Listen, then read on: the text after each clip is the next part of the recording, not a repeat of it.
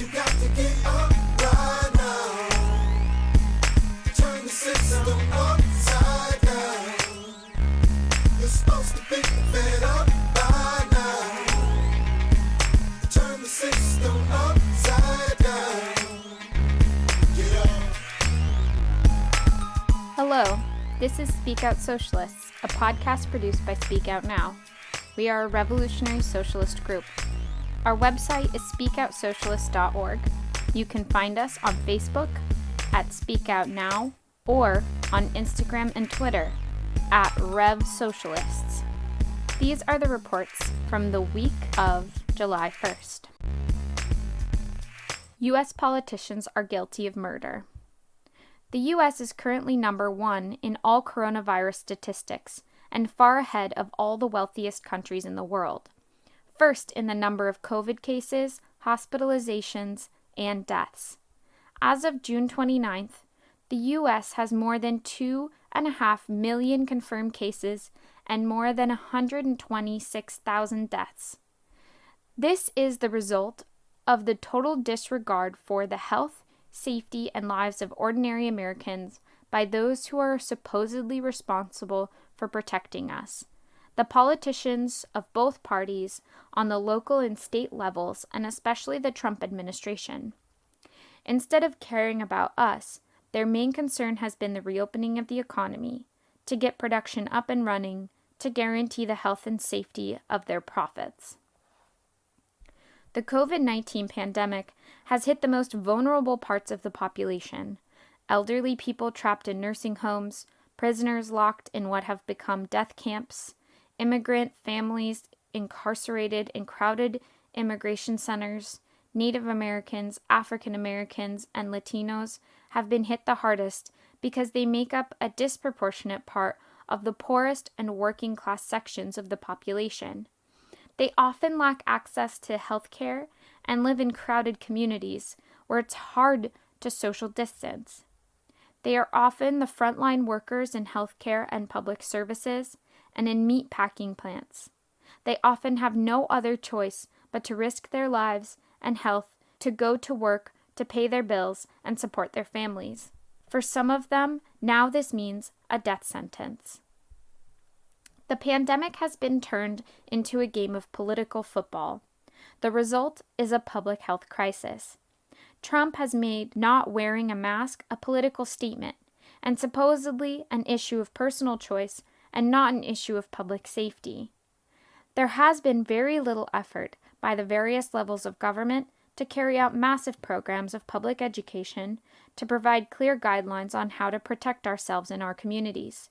Some local health officials who have used science to set guidelines for reopening of businesses and services have received death threats. More than 20 have resigned. In the midst of rising cases, Trump and Pence held indoor rallies in Indiana and Arizona, totally disregarding the guidelines of the federal CDC, Centers for Disease Control. Almost no one at the rallies, including Trump and Pence, wore masks, and there was no social distancing. These rallies took place while the number of cases in those states was climbing. Republican governors in Florida, Arizona, and Texas opened up their states without following any guidelines and without any regard to health and safety issues. They even contradicted local authorities who tried to impose protections in their cities and counties. And now infection and hospitalization rates are skyrocketing. Their health systems are being overwhelmed and lack adequate medical facilities, personnel, and PPE. Planning for profits, but not for health and safety, is what drove these governors' agendas. Do we need any further proof about the priorities of this society, which is run in the interests of the 1%? How many more lives will be lost? How many more people will get seriously ill and be sick for months, if not years to come, because of the negligence committed in the name of greed? They are just as guilty of murder as the cops who killed George Floyd. We can't see what they did on video, but they have certainly been exposed. And just as the people across the country have demanded accountability for Floyd's murder, We also need to hold these politicians accountable for the mass murder they have committed and will continue to commit if they are not stopped. Second week of Shipbuilders Strike. On June 22nd, shipbuilders at Bath Iron Works in Bath, Maine, went on strike due to a contract dispute over proposed takebacks by management involving subcontracting, work rules, and seniority. The strike began after 87% of workers voted in favor of the strike, with about 4,300 workers walking out. On Monday, June 29th, they entered their second week on the picket lines. While management moved to reopen negotiations last week, union officials say it was a bad faith gesture since they refused to renegotiate some of the main concerns of the strikers. Shipbuilders at the Bath Iron Works were deemed essential workers and have been forced to work throughout the pandemic. The last time they went on strike was in 2000, and it lasted 55 days. Amid the coronavirus crisis, it is no surprise that these workers have to fight for job protections. Politicians and capitalists have made it very clear that they are willing to throw away human life to protect the bottom line. While no one can predict what will be the outcome of the strike, it's clear that if we want to protect ourselves from economic devastation or the coronavirus, we are all going to have to fight to do this. Defend Chicago bus driver who took a stand against police operations. Chicago Transit Authority CTA bus driver Eric Slater was suspended from his job in early June after attempting to hold discussions with his coworkers about the fact that they were being told to transport police to demonstrations demanding justice for George Floyd and to transport arrested protesters to jail.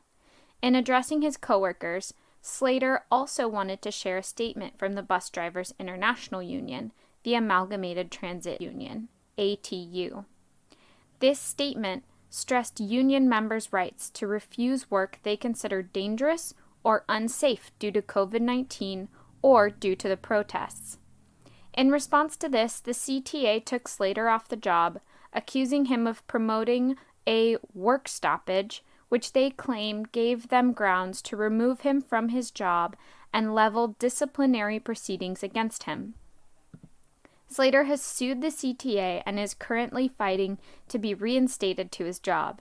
Slater should be defended from this attempt by the bosses to intimidate him. He was right to stand up and to speak with his coworkers about his moral opposition to supporting police operations during this time. To build support for Slater, a petition can be found on our website. June 30th, 1918. Eugene v. Debs jailed for opposing imperialist violence. Quote, "The master class has always declared the war. The subject class has always fought the battles. The master class has had all to gain, nothing to lose, and the subject class has had nothing to gain and all to lose." Unquote. For speaking these words to a thunderous crowd of workers in Canton, Ohio, the great American socialist Eugene v. Debs was sent to prison on June 30th, 1918. His crime? Opposing World War I. Up to then, the most brutal and lethal war the world had ever known, with millions of deaths and mass destruction. World War I was waged, as Debs said, by the ruling capitalist class of each country, all of them claiming to wage war for freedom and democracy. Sound familiar?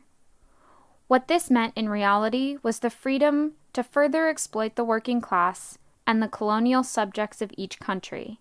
It meant a democracy for the rich ruling class. But while the capitalist class was eager to wage war, it was not eager to fight it. Instead, tens of millions of people, workers, oppressed people from the capitalist colonies, the poor, were sent to fight to increase the profits of the capitalist class and expand the plunder from the colonies abroad. Because he bravely stated these truths, Debs was imprisoned until Christmas Day, 1921. He was not the only one imprisoned or harassed for opposing the war. Hundreds of socialists across the United States and the world were imprisoned for speaking out against the war. Despite all the claims by the capitalists to support the right to free speech and a free press, these rights were eliminated in all the major capitalist countries during the war, showing just how little our rights matter when they get in the way of capitalist profits and plunder. World War I ended on November 11, 1918, and was hailed afterwards as the war to end all wars. Millions of workers were sick and tired of these wars fought to enrich the capitalists. They wanted peace. Across Europe and the world, there were mass working class uprisings against the capitalist class and the war. Soldiers and sailors mutinied against their officers and joined these uprisings. But ultimately, despite the energy and hopes of millions of people, these revolutions were crushed underfoot by the capitalist class. The war to end all wars is a century in the past, but wars continue all around the world today. The United States has launched repeated invasions of the Middle East to protect U.S. hegemony and oil interests in the region, causing hundreds of thousands of deaths and massive destruction of infrastructure and livelihoods. Just at the beginning of this year, Trump assassinated a top Iranian general, threatening yet another war in the Middle East. But the militarism of the major capitalist countries extends beyond directly invading other countries. The U.S. and its allies sell billions of dollars worth of weapons abroad every year, and provides military support, advice, and equipment to countries that serve U.S. interests, including repressive dictatorships such as Saudi Arabia. And equipment that doesn't go abroad can always be used at home by the police, as the recent protests against police brutality have shown. These wars and the misery, suffering, and death they cause all have their origins in the functioning of capitalism. As long as capitalism exists, war will exist to help capitalists control more markets and natural resources, get a greater share of the world profit, and even make a profit by selling weapons and equipment. We don't need any of this bloody insanity. We need a peaceful world of international cooperation and unity. We need a world with money for healthcare, housing, food, and education, not more weapons. We need a world where we control the wealth we create, the communities where we live, and the societies we're a part of, not the capitalist class and their political cronies. But in order to get that world, we are going to have to organize ourselves and fight for it. We can't rely on voting for any politician to build a new society. The Democrats and Republicans both defend this bloody and destructive system of capitalism. We have to look to our own power. These protests against racism and police brutality have shown us our real power when we organize ourselves and struggle. We must continue this movement. The only way we can win a world free from war is if we organize ourselves against the capitalist class and take power into our own hands. Putting a Band-Aid on the cancer that is capitalism. Band-Aid recently released a new line of skin-colored bandages, featuring shades of black and brown skin tones. The brand claims it listened to customers in the Black community and wanted to be more inclusive to, quote, embrace the beauty of diverse skin, unquote. The parent company, Johnson & Johnson, has also announced it will be donating $10 million to Black Lives Matter.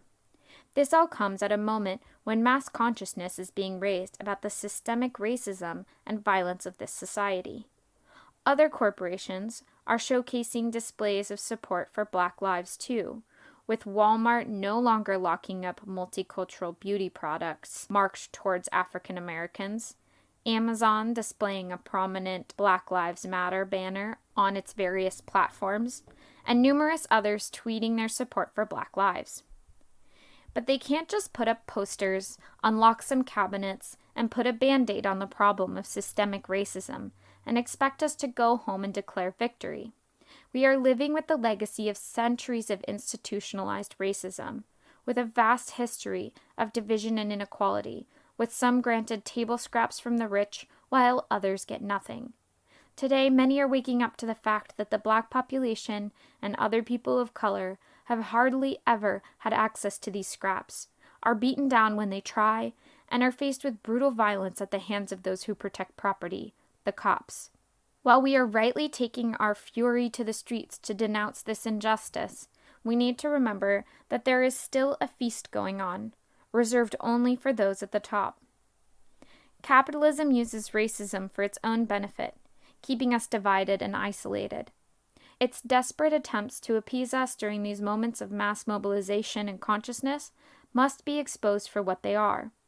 Capitalism is trying to save itself, appealing to the activists of the day. It's doing what it does best, co-opting protests and social movements for the sake of profit.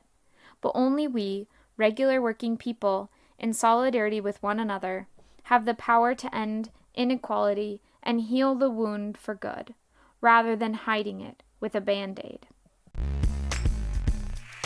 Nursing homes evict non-profitable patients.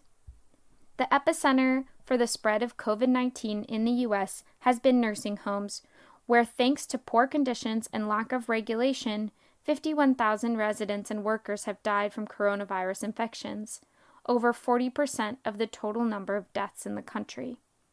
Now the horror story unfolding in these facilities has taken an even darker turn.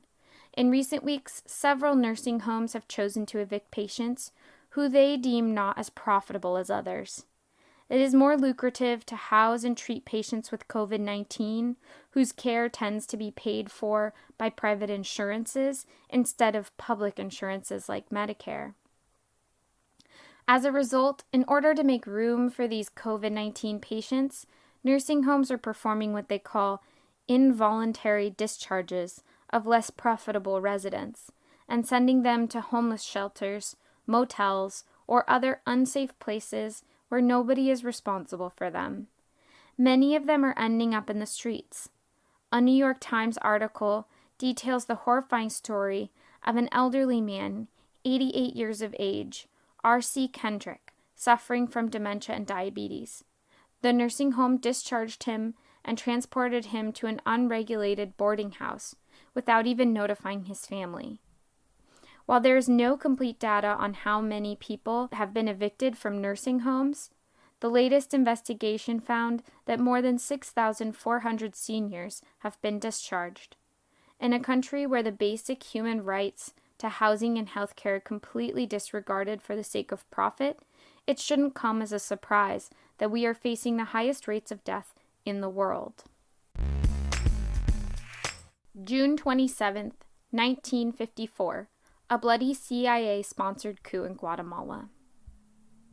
On June 27, 1954, the democratically elected president of Guatemala, Jacobo Arbenz Guzman, was disposed in a CIA-sponsored coup to protect the profits of the United Fruit Company. The horrifying consequences of this action continue to weigh heavily today. The population of Guatemala, and most particularly the Maya population, has suffered decades of brutal repression and war as a result of this coup. It stands as a lesson as to what the U.S. government really means by saying it defends liberty and democracy for all. In the early 1900s, Guatemala had never known a democratic election, and Guatemalan presidents could all be depended on to defend the interests of one giant U.S.-based landowner, the United Fruit Company. So widespread was the reach of this company that it was nicknamed the octopus, El Pulpo, throughout the Caribbean and Central and South America. President Jorge Ubico, a dictator who ruled Guatemala from 1931 to 1944, was among the most devoted to United Fruit. By 1950, United Fruit was the largest landowner in Guatemala and had control over the main port of the Atlantic Ocean, Puerto Barrios. Ubico secured the company's interests and had nothing but contempt for the working population, which was overwhelmingly indigenous. He forced Guatemala's huge population of landless Maya people to work on government projects instead of paying taxes. He made all Indians carry passbooks and used vagrancy laws to compel them to work for the big landowners. Ubico also had a habit of jailing his opponents and stifling all opposition. The U.S. government never cared so long as U.S. investment in the country continued to be profitable. Eventually, the population rose against Ubico. In 1944, a coalition of middle-class professionals, teachers, and junior officers launched a pro-democracy movement. The movement won the backing of the country's growing trade unions, and the popular uprising that followed forced Ubico to resign. In 1945, Guatemala had its first democratic election. The winner was Juan José Arevalo, a university philosophy professor and author who had been living in exile for speaking out against repression. Arevalo was a captivating speaker, tall and handsome. He captured the hearts of Guatemalans who wished for a more just society. After 6 years in office, in 1951, Arevalo was succeeded by Jacobo Arbenz Guzman, a young military officer. Jacobo Arbenz promised to take social change one step further than Arevalo. Guatemala had tremendously fertile soil, but 2% of the landowners owned 72% of the arable land, and only a tiny part of these holdings was under cultivation. Arbenz proposed to carry out land reform and distribute lands that were not under cultivation to landless peasants, and further Guatemala's independence by creating a country with a literate middle class. Far from radical, Arbenz was outspokenly anti-communist. This land reform confiscated only property that was larger than 600 acres and not in cultivation. The confiscated lands were to be divided up among the landless. In addition, the owners were to receive compensation based on the land's assessed tax value, and they were to be paid with 25-year government bonds. The peasants were to receive low-interest loans from the government to buy their plot of land. But the confiscated lands represented half the private land in the country, and more importantly, they included the vast unused holdings of the United Fruit Company, which owned some 600,000 acres, most of which lay fallow. Arbenz even offered $1.2 million as compensation to United Fruit, a figure based on the tax value that the United Fruit's own accountants had declared before the land reform was passed. United Fruit and the U.S. State Department demanded $60 million. When Arbenz refused, Secretary of State John Foster Dulles and the CIA Director Allen Dulles convinced President Eisenhower that Arbenz had to be removed from office. The Dulles brothers were far from neutral in this. They were both former partners of United Fruit's main law firm in Washington. On their advice, Eisenhower authorized the CIA to organize Operation Success, a plan for the armed overthrow of Arbenz. The agency selected Guatemalan Colonel Carlos Castillo Armas to lead the coup. It financed and trained Castillo's rebels in a nearby dictatorship, Somozas, Nicaragua, and it backed up the invasion with CIA-piloted planes. Castillo Armas' military arrested more than 9,000 Guatemalan supporters of Arbenz during and after the coup. Of course, Washington recognized the new government immediately and rewarded Armas with piles of foreign aid. That foreign aid to Guatemala continues to this day. Castillo outlawed more than 500 trade unions and returned more than 1.5 million acres to United Fruit and the country's other big landowners. For the next 4 decades, Guatemala's people suffered from government terror without equal in the modern history of Latin America. As the population fought to defend its land, the government engaged in mass killings, torture, and a reign of terror until the mid-1990s. Let this be a lesson to those of us who are confused by the U.S. government's insistence that it defends freedom and democracy. The only freedom the U.S. government has ever shown any interest in around the world is the freedom of U.S. corporations to extract profits from the world's peoples and lands, and to use terror in the form of bombs and guns against those who have opposed them. Witness Iraq, the lie of weapons of mass destruction, followed by regime change, supposedly to bring freedom and democracy to the Iraqi people, while in fact allowing for a feeding frenzy of profiteering in an oil-rich country. Police treat racist militia murderers with care. Last week, a member of the New Mexico Civil Guard, a right-wing armed militia group, shot a protester advocating for the removal of a statue commemorating a violent conquistador in Albuquerque. The monument at the center of the demonstration was of Juan de Oñate, who brutalized and murdered the area's indigenous population in the late 16th and early 17th centuries. The victim of the shooting was sent to the hospital in critical condition, while the shooter and other militia members were treated gently by the police. The respect with which the heavily armed white militia members were detained stands in stark contrast to the way black folks are routinely treated by the police. Unarmed black people have been seen on camera getting murdered by the police for small infractions or even no reason at all, while violent far-right extremists can be getting arrested carefully, even though they carry and use lethal weapons. And this was not the first instance of violence from the shooter at this protest. Nor was this the first time armed militia members, many of whom are former military and/or law enforcement, had shown up to silence peaceful protests around New Mexico, claiming they were there to protect property and deter violence. It could not be more clear what and who the police serve and protect. Their actions say it all. Phoenix Trump rally. Spreading misinformation is state-sanctioned, but protesting lies is unlawful. On Tuesday, Trump held a rally in Phoenix, Arizona, at the Dream City Mega Church, his second appearance since taking a 3-month hiatus due to the coronavirus pandemic. But instead of social distancing and masks, images from the event show a tightly packed crowd with almost no one wearing any protective facial coverings. Nor were there temperature checks of attendees, despite Tuesday being another record day for new COVID-19 cases and hospitalizations in Arizona.